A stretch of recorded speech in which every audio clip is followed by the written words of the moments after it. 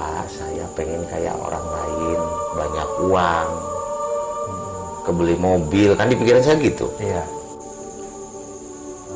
Saya lagi duduk, kayak tiba-tiba rumah itu mau roboh. Itu bunyi bluk bluk bluk bluk bluk bluk gitu. Kayak orang mukulin lah gitu, mukulin tembok, mukulin batu gitu. Itu angin kencang Di kamar tuh. iya. Tiba-tiba ada Jadi angin kedengeran di belakang kamar, di dalam kamar angin itu kencang kayak angin puting beliung. Bahkan hordeng juga Pada kelupa, lepas. ya.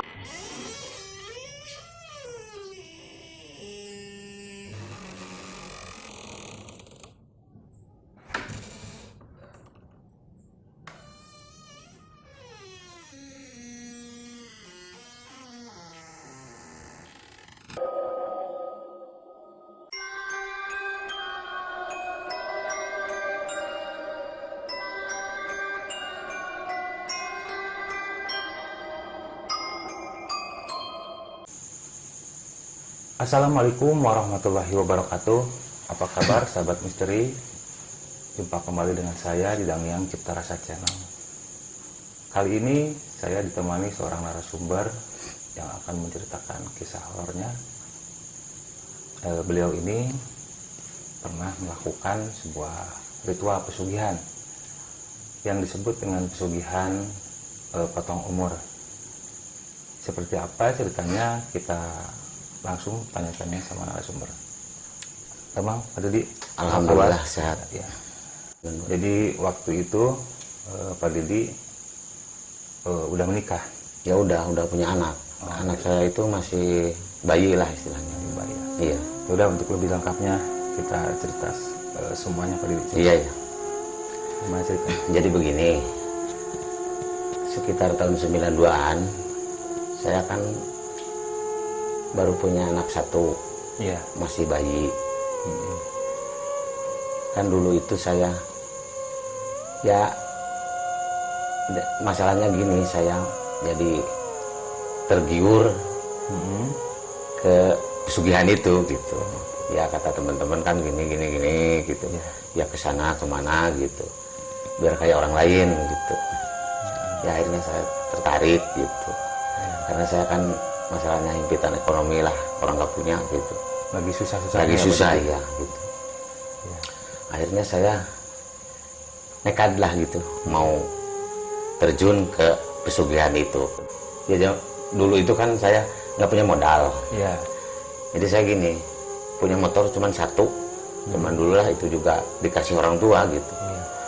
Motor apa Pak Didi? Motor CB zaman dulu, motor CB kan ya. Oh, iya. Jadi saya jual itu motor, habis beli 350 kalau zaman dulu gitu. Waktu itu ya? Iya. 350.000. Saya jual 300.000 itu motor. Oh iya.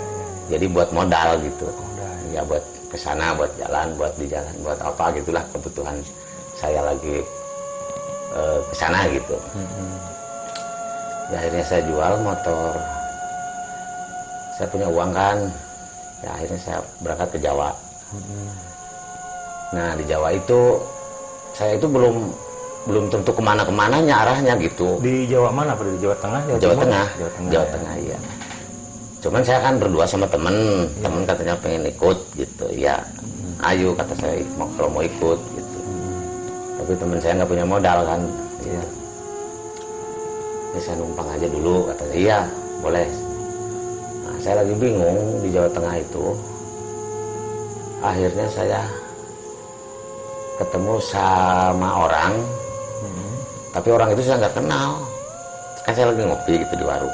Dia nanya, mau kemana mas? Ya saya bilang gini, jadi saya mau nyari tempat pesugihan. Cuman kata orang, ya obrolan orang di sana kan saya nggak tahu, kata saya gitu. Belum pernah ke daerah sana, belum pernah gitu. Akhirnya dia cerita, orang itu yang di warung itu. Nah ngobrol-ngobrol katanya ada, saya tahu tempatnya. Kalau mas mau, ya kata saya di mana? Ya pokoknya ke arah ya Salem gitu aja gitu. Iya. Nanti saya antar katanya. Emangnya mau mas ngantar saya? Ya mau. Saya kan kasihan katanya gitu. Ya akhirnya habis, ngopi udah habis, ngobrol udah. Akhirnya kita, kata si mas itu, yuk kita nyari mobil. Kan katanya ada di sana di, kalau itu Stamplat gitulah, Stamplat mobil. Zaman dulu ya, Stamplat. Polbak kan gitu kalau zaman dulu. Bak gitu. Naiknya dari sini. Cuman mobilnya adanya mobil kayak gini gitu, ya nggak apa-apalah. Akhirnya saya naik sama temen sama si mas itu gitu. Akhirnya nyampe di Salem lah gitu. Kata dia udah di sini aja turunnya, soalnya kesananya nggak bisa mobil, nggak bisa motor gitu. Jalan kaki berarti ya? Dia jalan kaki. Soalnya jalannya kan wah masih bebatuan gitulah, jalan kecil gitu. Akhirnya jalan melewati 3 kampung lah gitu. Cuman satu kampungnya juga kan jauh gitu. Iya, iya. Akhirnya kita nyampe di tempat yang saya tuju gitu sama orang itu sama temen. Akhirnya nyampe di rumah juru kunci lah istilahnya. Juru kunci ya. Peluk salam. Dia itu si mas itu ya kan, Iya. dia yang tahu gitu. Akhirnya si bapak itu juru kunci buka pintu, silakan masuk. Saya ya masuk gitu sama si orang itu sama si emas sama temen gitu. Akhirnya saya ditamu di dalam. Ya akhirnya lama-lama ngobrol-ngobrol gitu, habis istirahat gitulah.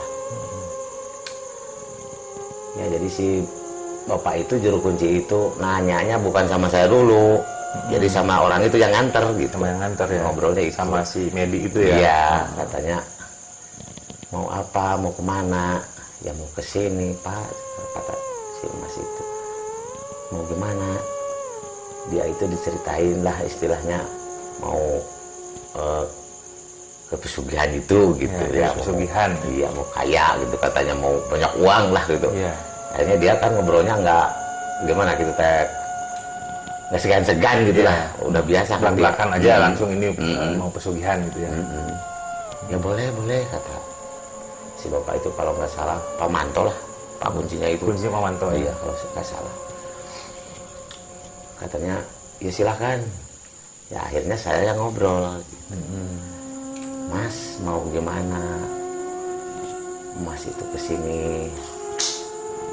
Kata saya gini Pak, saya pengen kayak orang lain, banyak uang, kebeli mobil, kan di pikiran saya gitu. Iya.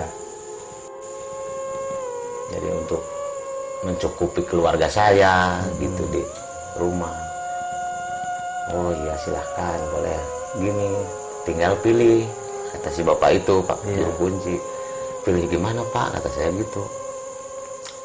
Ya dia akhirnya bilang gini, kan di sini ada 3 apa itu namanya, 3 tempat. ya kalau 3 jurusan gitu lah. Jurusan. 3 jurusan gimana Pak, kata saya gitu. Yang pertama di bawah kan, kalau ke gunung itu ke atas katanya kan ada 3 tempat, dari bawah, tengah, paling atas gitu. Oh iya kata saya gitu. Yang bawah itu maksudnya apa Pak? Yang bawah itu kan yang suci, yang paling bawah. Maksudnya suci itu gimana Pak? Ya kita sembahyang di sana. Oh, bisa sholat di tempat Iya. itu. Oh iya. Tiap malam Jumat ke sana gitu. Zikir, wirid di sana gitu. Kita kan menyediakan tasbih di sana. Sarung, sajadah, kopiah gitu. Kumplit lah. Jadi setiap malam Jumat ke sana katanya gitu. Iya. Oh iya, cuman itu mah harus sabar. Berarti prosesnya nggak langsung. Enggak lama. Enggak kayak makan cabai gitu lah istilahnya. Iya. Saya mikir, kan jauh kalau dari saya ke itu, dari kampung saya jauh, harus bolak-balik gimana. Repot ya. Sedangkan ekonomi saya kan lagi susah-susahnya itu. Nah, akhirnya saya yang itu mah enggak Pak.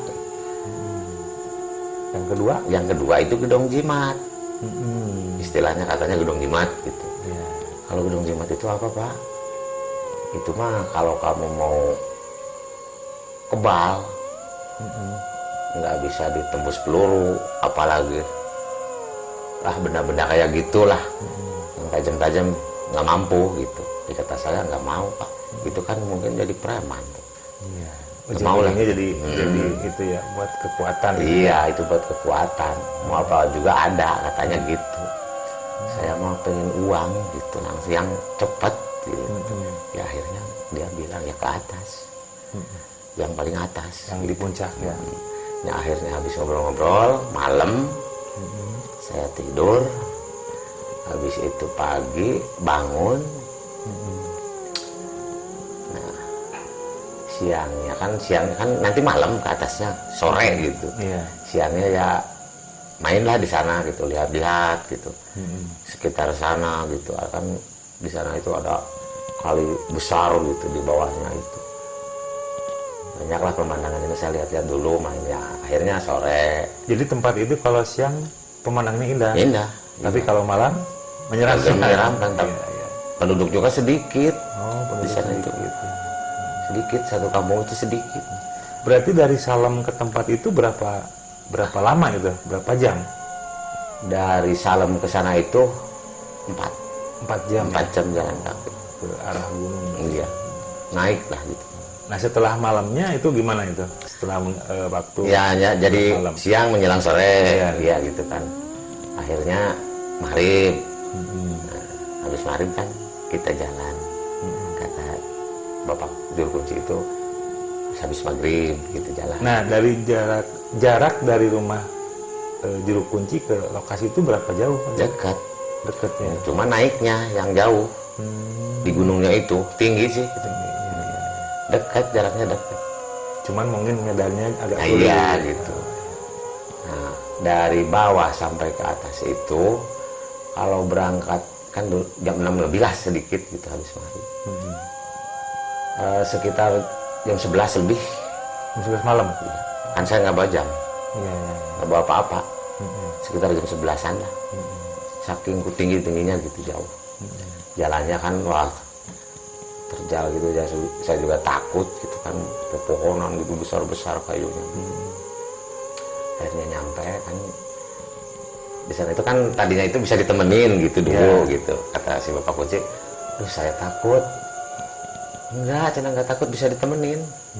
Bawa orang sini, cuma dibayar gitu. Ada pengantar bisa. Iya, bisa diantar Sama, gitu. ya. Berapa Pak bayarnya? Kalau zaman dulu 25.000 kan gitu. Satu malam. Itu udah mahal ya? Mahal, 25.000 mahal. Ya akhirnya saya memutuskan iyalah udah. Kan saya pengen ditemenin gitu. Jadi nekat juga, saya perasaan mah takut mah ada gitu. Akhirnya ditemenin nyampe ya di atas itu. Berarti berangkat ke atas itu bertiga sama juru kunci? Iya, sama juru kunci itu dulu gitu. Udah nyampe dia mah turun lagi. Juru kunci turun lagi? Iya udah. Nah di sana itu Pak, tempatnya tuh kayak gimana? Hutan? Apa emang ada makam yang bersih, yang diurus apa gimana di sana? Ya bentuk keramat lah. Kayu besar gitu. Bentuk pohon keramat. besar ya? Pohon besar gitu, bentuk keramat lah gitu. Jadi di sana itu udah ya kalau di Sundanya itu di apa ya, juru kuncinya udah buka gitu, Buka ya. Dia turun. Ya saya duduk, saya jadi duduk menuju ke yang dituju oleh saya gitu. Ke pohon besar itu? Iya, yang nemenin, yang membelakangi saya di belakang gitu. Oh jadi yang Pak Didi menghadap ke pohon, yang belakang membelakangi? Iya, Oh. jadi dia nggak boleh lihat ke arah yang dituju saya gitu. Nah dia mah ada apa-apa juga nggak tahu. Karena dia nggak ngelihat. Iya, nggak dengar maksudnya gitu. Cuman aku yang tahu, yang lihat. Gitu. Nah selama ditinggal juru kunci itu, Pak Didi itu baca-baca apa? di sana, Enggak, Pak? nggak baca apa-apa. Nggak boleh Iya, nggak iya. boleh baca. Iya, kalau di sana nggak boleh. Kalau di yang bawah boleh gitu. Kalau di sana berarti cuma Nggak diem boleh. aja, Iya, ngeliatin iya. pohon itu. Iya. Oh iya. Dia kalau ada apa-apa jangan takut, cuman bilang gitu aja, tinggal udah minta apa gitu. Ya akhirnya saya duduk menghadap ke sana, ke yang keramat itu gitu. akhirnya ya sekitar jam 12, mungkin kan saya mengenal jam nggak lebih lah gitu. Jadi ada cahaya terang. Oh iya. Terang di sana, cuma sekitar itu dulu doang gitu. Dekat pohon itu. Iya, terang. Kayak layar lebar kalau zaman dulu lah, Iya. film gitu. Saya juga kaget. Kok ini terang kayak film gitu. Ya akhirnya di layar itu, misalnya kalau layar gitu, ada bayangan. Terlihat bayangan Iya. apa itu? Pertama anak saya yang masih bayi. Saya mungkin ada sih di pikiran gini, mungkin itu yang harus dikasih, pilih, tinggal pilih gitu. Yang dijadikan Tumbal. tumbal. Iya. Nah yang kedua ibu saya. Jadi dalam menggambaran seperti layar itu, tiba-tiba yang muncul di pohon tuh ada gambaran anak sama ibu. Iya, yang kan itu yang disayang sama saya gitu. Ya akhirnya saya kan tadinya nggak maksud kayak gitu, nggak maksud gitu. Nggak maksud pakai tumbal. Iya. Iya. Akhirnya saya nggak mau. Jadi saya di pikiran saya cuman mau diri sendiri. Katanya kalau kata orang paruh umur gitu. Iya, para umur. Iya. Nah, habis itu saya kaget. Akhirnya saya bangun. Nah, bayangan itu hilang, seketika hilang. Akhirnya saya yang di belakang saya itu yang nemenin saya, mas, kenapa? Udah pulang, turun.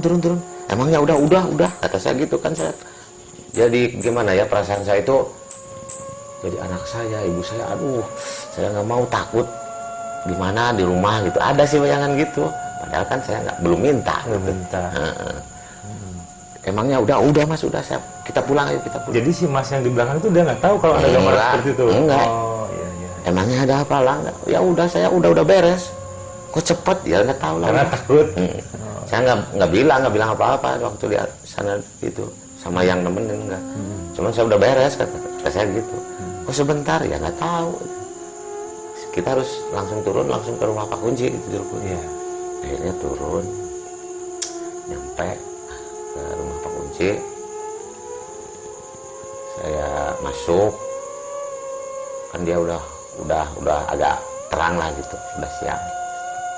Kalau saya cepet-cepet, kalau turunnya itu nggak kayak naik. Oh iya. Iya, saking takut apalagi gitu. Panik Iya, ya, panik. melihat gambaran anak mau ditumbal gitu ya. Akhirnya saya turun cepat gitu, sampai keluar keringat segala gitu. Nah, nyampe di rumah Pak Juru Kunci itu, si Pak Manto itu, saya langsung duduk tiduran. Saya kan jadi ngebayangin terus gitu. Kebayang terus. Nggak maksud gitu kan tadinya saya.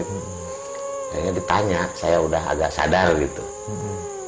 Gimana mas, berhasil? Ya dibilang berhasil enggak, dibilang enggak berhasil enggak.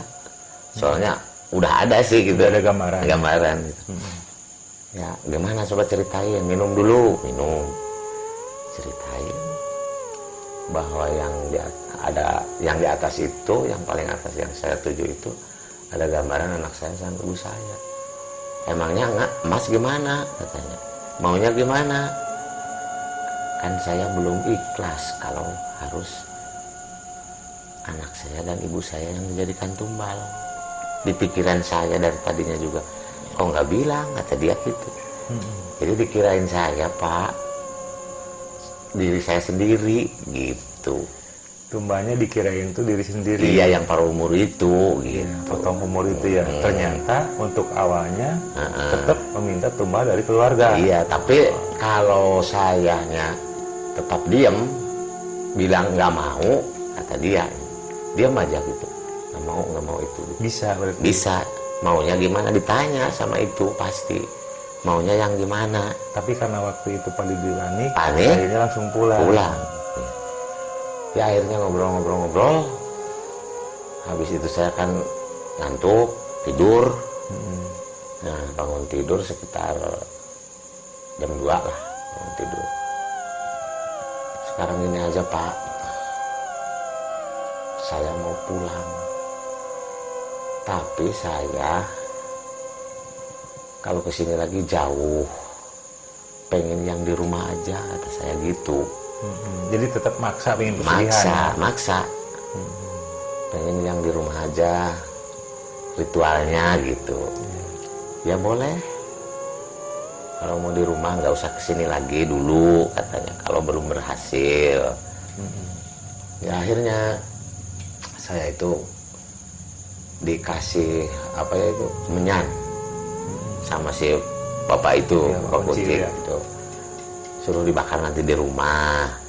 Dikasih tahu sesajinya gini harus dari apa itu umbi-umbian, harus tempat itunya alasnya dari tanah, nggak bisa pakai piring, nggak bisa pakai apa gitu. Harusnya dari tanah semua. Airnya misalnya air kopi, air teh, air bening dari bambu.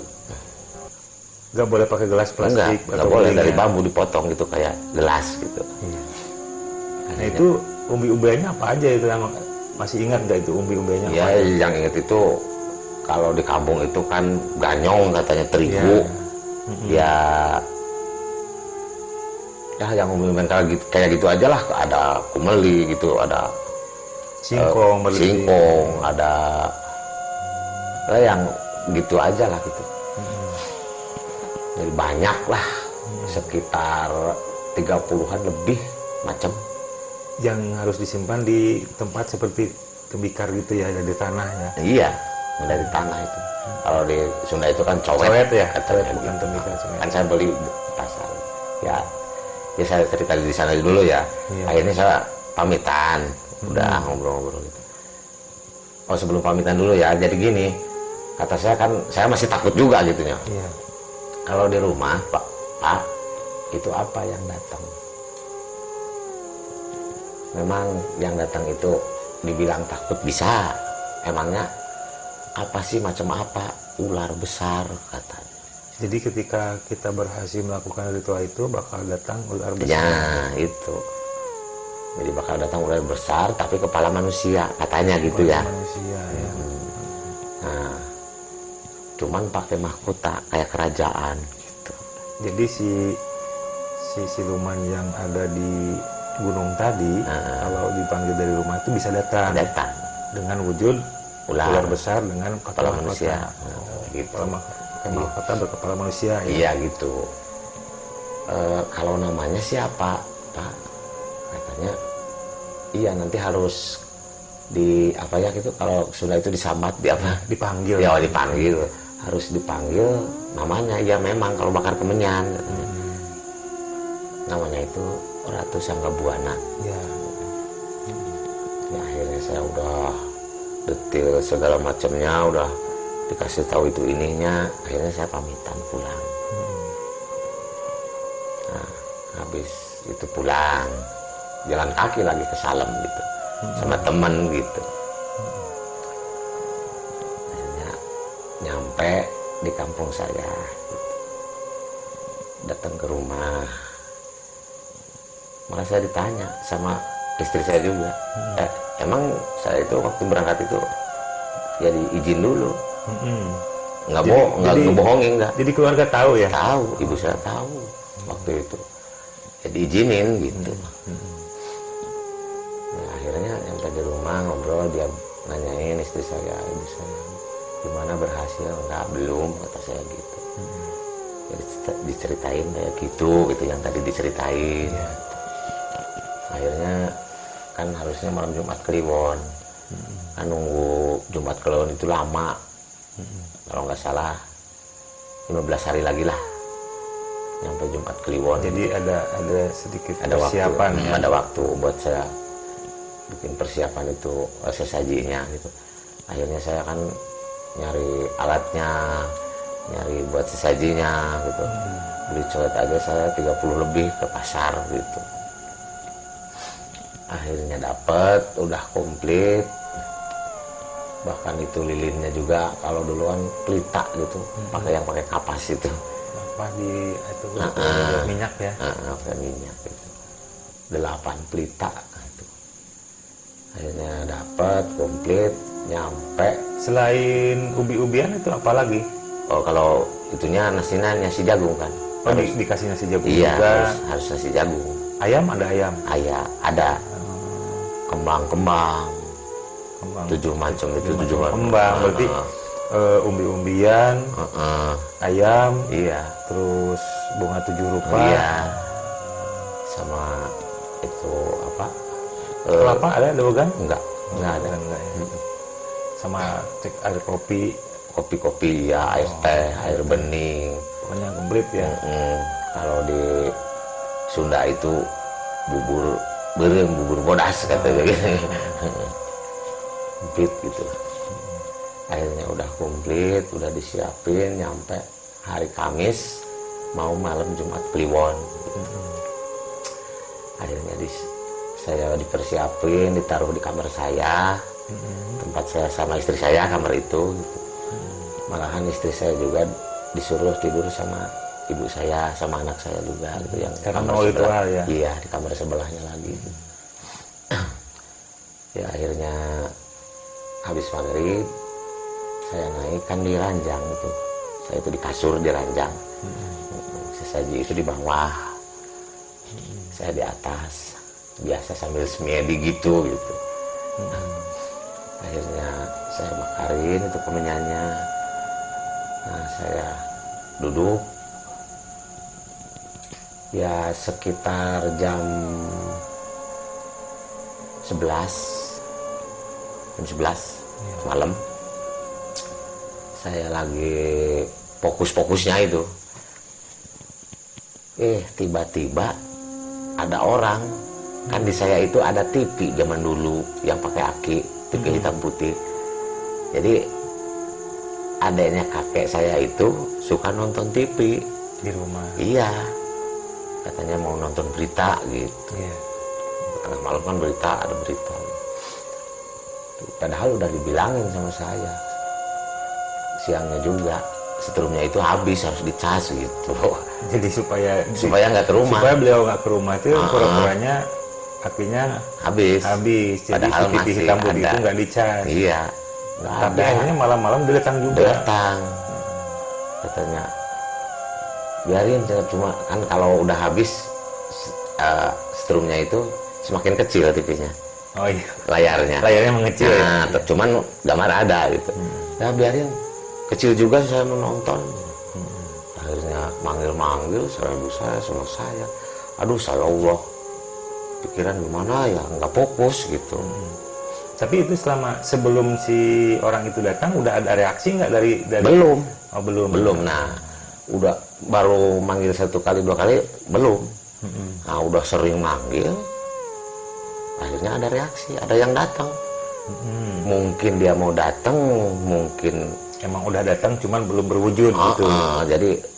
jadi tamu nyampe gitu, yang mau bertamu, yang menonton TV gitu.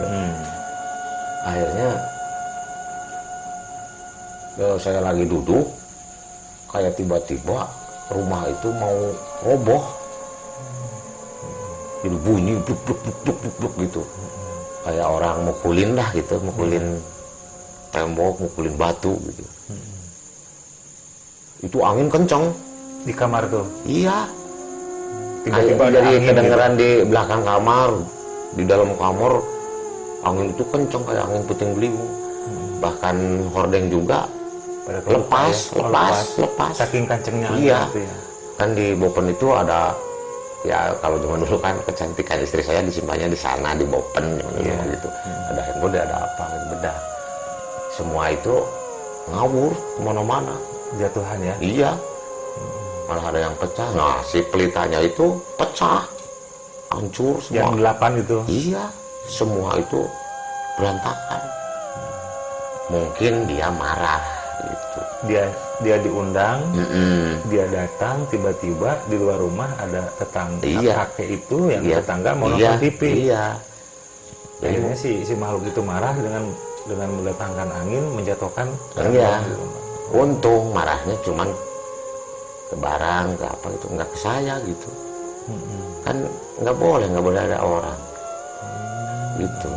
orang lain gitu. Maksudnya kan kalau keluarga saya sih ya boleh, cuma di kamar nggak keluar gitu. Nah, setelah pelita pada mati, terus benar-benar berjatuhan setelah angin itu, si kakek yang mau nonton TV masuk ke rumah? Masuk. Oh, masuk ke rumah? Iya, saya loncat dari Dari kasur? kamar. Iya. Dia itu malah melihat ke kamar. Ini lagi ngapain? Katanya gitu. Oh iya. Saya nggak bilang. Dia berarti ngelihat sesajen yang kita bikin. Iya, kan itu hordennya itu kan nggak pakai pintu, cuman pakai horden. Kan hordennya itu lepas. Tapi dia nggak curiga. Enggak, dia mah nggak dengar ya ada angin, nggak dengar ada apa. Jadi yang merasakan itu cuma pada dia aja. Iya, saya sendiri. Ya, malahan ibu saya sama istri saya juga nggak tahu, nggak dengar. Padahal di rumah itu ada anak kecil. Ada anak kecil. Dia nggak dengar juga anak Enggak. kecil. Tidur. Ya akhirnya saya loncat, saya ke kursi, duduk, pluk, langsung saya tiduran, saking saya Jengkel, kaget, mungkin takut juga ya, takutnya marah sih. Iya, waktu itu kan masih marah, saya kan lagi fokus-fokusnya saya itu kan, lagi ritual gitu.